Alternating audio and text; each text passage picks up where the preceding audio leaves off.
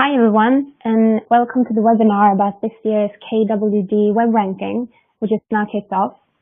My name is Linda Haltberg, and I'm the project manager for the KWD Webranking. The presentation will be available on our website afterwards. This webinar will cover the process of KWD Webranking, and just to give you an overview of what it really is, and this might be a reminder of those of you who already know us. We will also give you key dates of this year, and we will share some of the background research that we made this year, and that is the Web Management Survey and the Career Survey. After that, we'll go through the overall changes we made in the protocol and among the criteria. And to end up the webinar, I will quickly run through the different types of online reports that we offer. The presentation will take about 25 minutes, so there will be room for questions afterwards.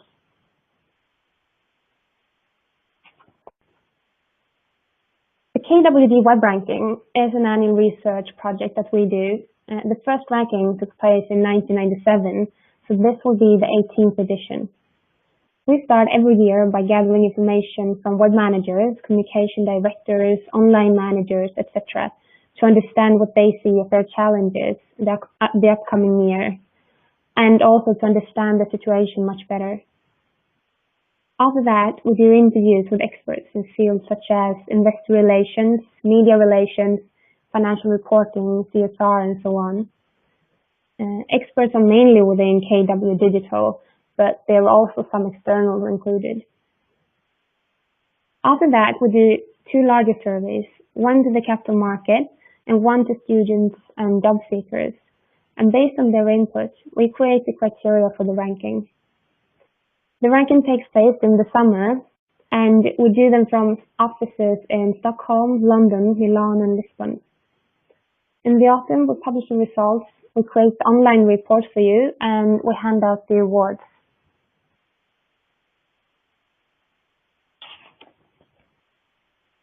So as I said, the ranking has already kicked off.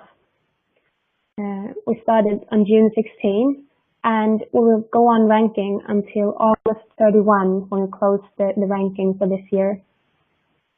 And I know that many of you work with the website during the summer, so to make sure we include these changes in the ranking, please send us an email about them before August 16 so that we can include them.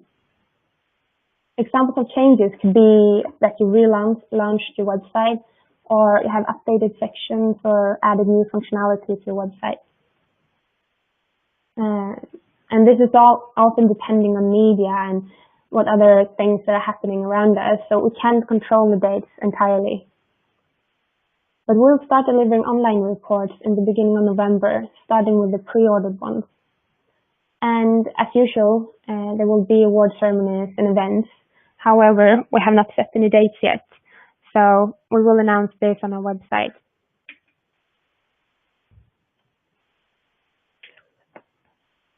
I will move on sharing some of our findings from the survey we made this year.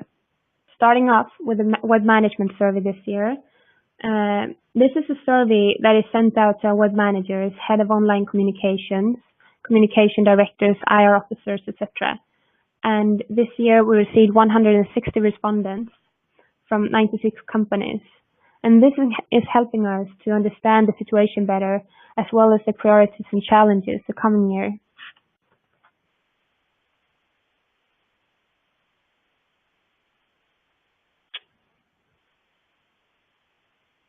The major finding this year implies that about 1/3 of all respondents plan for a complete overhaul of content this year. And that is over 100% increase from last year. Here, content structure is prioritized above making the website responsive even, and working with search engine optimization and improving the internal search engine. So content and content structure is really important this year. And among content, most companies will focus on the CR content just before information about the company, media, and career information. And one can also see that the focus on CR content has increased much from the past 3 years, from 49% to 58% of the companies that plan to prioritize this.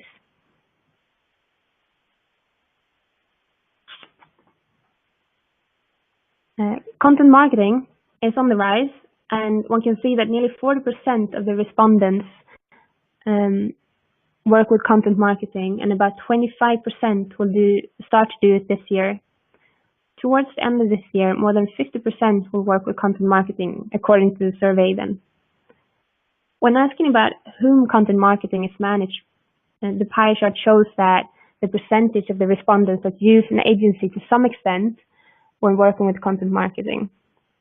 One can see that most of it is managed in-house, apart from design, for which 52% of the companies use an agency. We can also see that there are very few companies that have a director of content. There is only 18%.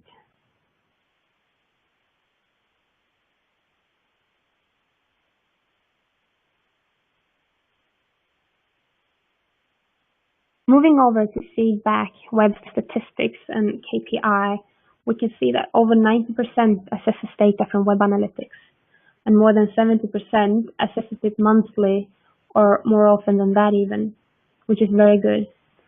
Of those not asking for feedback from visitors, 40% plan to in 2014.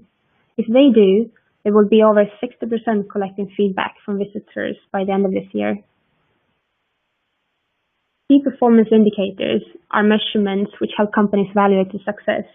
According to our data, using KPI is a growing trend, as 34% of the respondents plan to start working with it.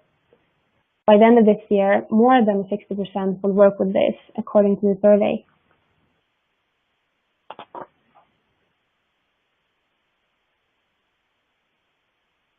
When it comes to social media, we can see that 80% use social media in corporate communications, and that social media is mostly managed in-house. However, for many it's still a great challenge, as only 26% are completely satisfied with their social media presence. The survey also shows that companies keep track on conversation in social media to a larger extent than before. The use of social media monitoring system has increased from about 3% in 2011 to 23% this year. The greatest challenges faced by companies are to make or to improve the social media strategy or policy, and to have a more frequent update of content in these channels. You can see in the graph what social media strategy typically cover. You see it in the top right graph. And comparing to previous year, we can see that there is a slight trend towards including a crisis plan in the social media policy. Something that we really encourage companies to do.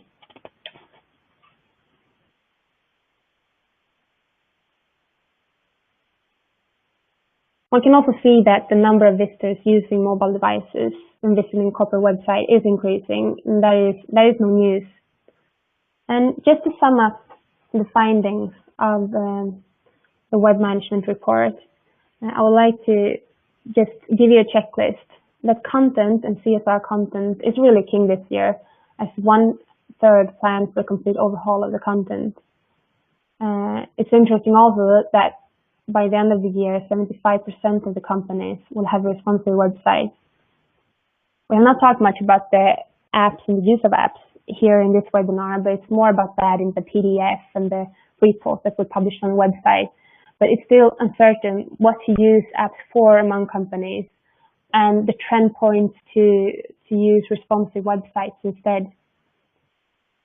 We can see that only 26% are fully satisfied with their social media presence, and the challenges is to have a good social media policy and to have a greater content production. It is not yet established an organization for content marketing, though many prioritize content this year.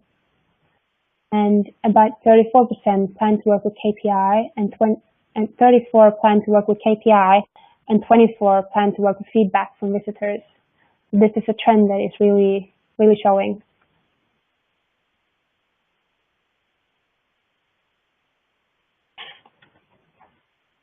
Over to the career survey. that was sent out to students, employees, and job seekers to find out what information they look for when looking for a job and what channels they use in that purpose. And we received answers for 164 respondents who cover about 23 countries around the world, most focused on European countries, though. And we have a quite equal spread among men and women in the survey.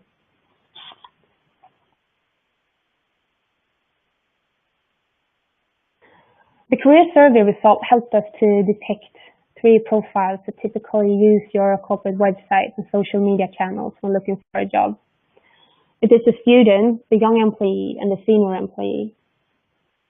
So just to give a brief description of them, the student is an idealist who wants to understand the company's value before committing. So they really trust the personal and professional contact above all, and they are quite interested in using Facebook to find jobs. And Wikipedia is used for general company information to a large extent, and but they still tend to lean on corporate websites for job openings, career and sustainability details.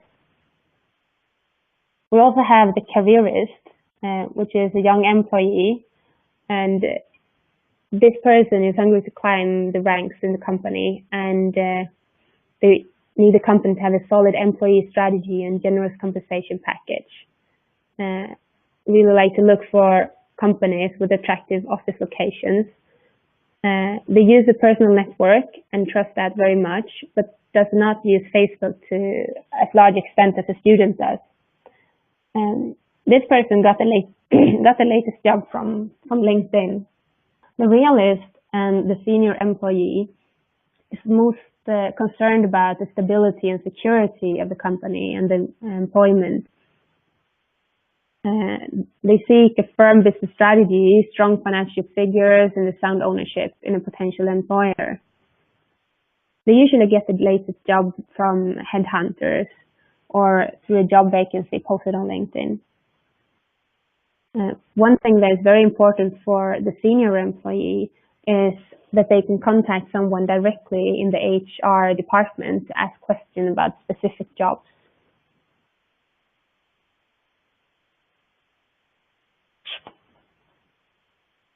When we look closer on what makes this profile differ from each other when it comes to what content they look for, you can see the typical profiles here. For example, the student in green looks for diversity and equal opportunities and information about that. They also want information about work environment and corporate responsibility. The young professional, which is more focused on the career, would like information on promotions and the compensation and benefits, as well as the company's expectations from future employees. The senior employee, as I said, is more interesting about how the company is going. So they want general company information, financial results. They want to look through the business strategy and the ownership. And they also want contact details for the HR department.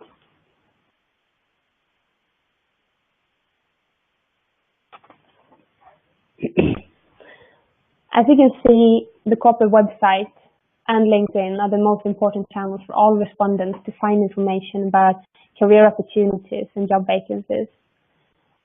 For company information, Wikipedia is also very important, and to reach students with information about the company, as well as career information, one should use Facebook rather than LinkedIn, as you can see here.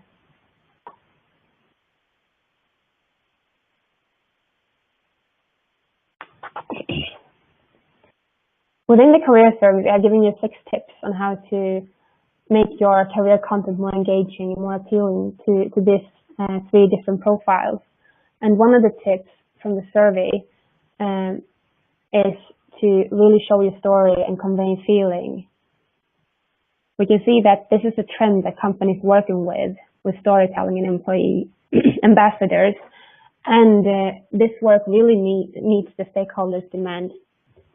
We can see in the survey that 2 out of 3 respondents to the career survey think it's important to find short video and text interviews with people working in the company. Senior employees are most keen on seeing employees talk about the work environment.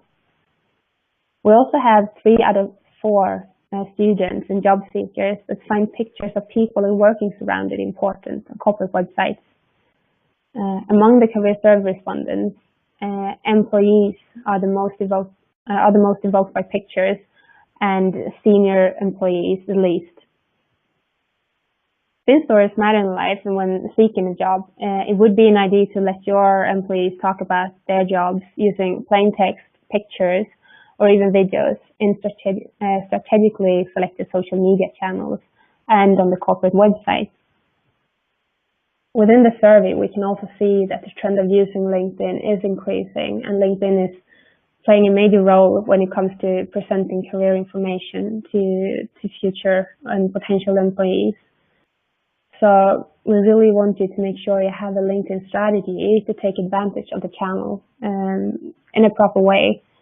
You can see here that about 25% check out the LinkedIn profiles of company employees before they apply for a job.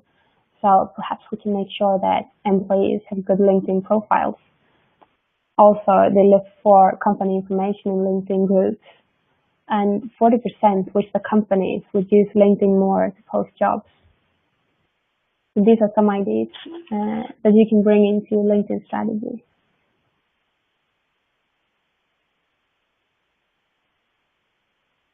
So the results from the capital market survey will be published towards the end of June, beginning of July, and I will hold a separate webinar for that, and I will make sure that you're invited to it. I would like to go on presenting the changes we made in this year's ranking, what list we publish, and what reports that can be ordered. So just to go through the changes in criteria and sections this year, we have 100 criteria as we do each year.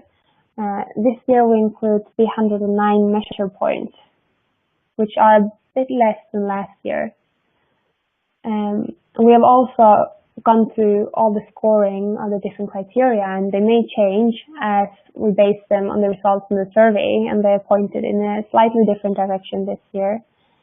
The changes, more concretely, is that we have 1 completely new criteria. We have about 14 new measure points, which all in all constitute 2.9 points.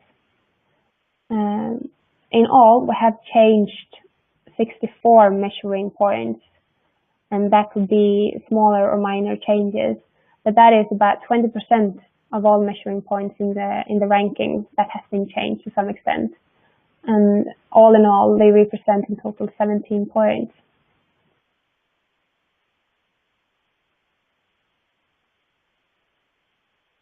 So for the different sections, you can see in the column to the right, the digits within brackets, the scores of the last year ranking.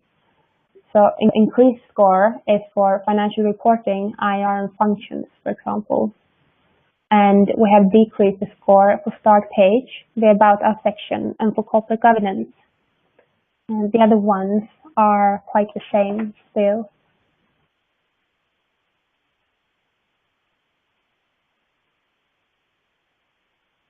The companies we rank are, as usual, the Financial Times Europe Top 500, and those are based on market cap. We also rank the Financial Times Global 100, and we include companies in the Middle East.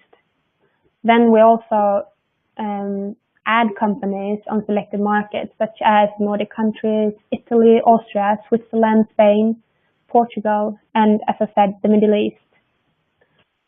And if your company is not within the public list, we can provide a report on demand.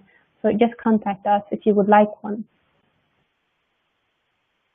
Here are the lists that we'll publish the results from. And we will start publishing the top list during October, November this autumn. I will just conclude the presentation with some information about the online reports that we offer. The online report will provide you with details about the ranking and criteria, as well as the survey results.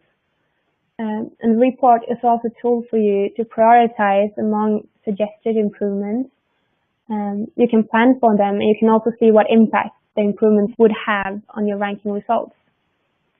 Additionally, it also allows you to collaborate about this work with your colleagues as you invite them to the report. You can also use this tool to prioritize among improvements based on 3 different things. The first is on stakeholders' demand. The second is based on competitors' or peers' performance.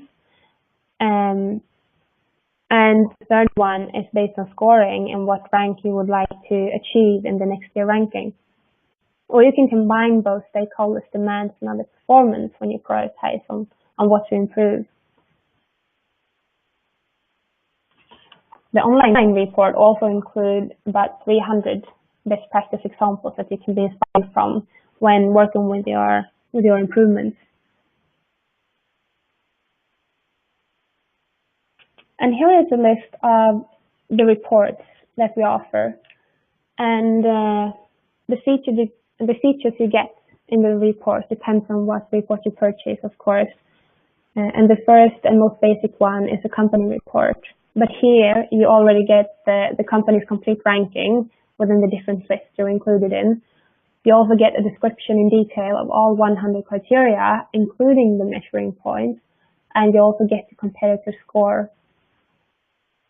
As I said, you get the 300 best practice examples to be inspired from, and you also get data from the questionnaires to find how important different types of stakeholders find each type of information.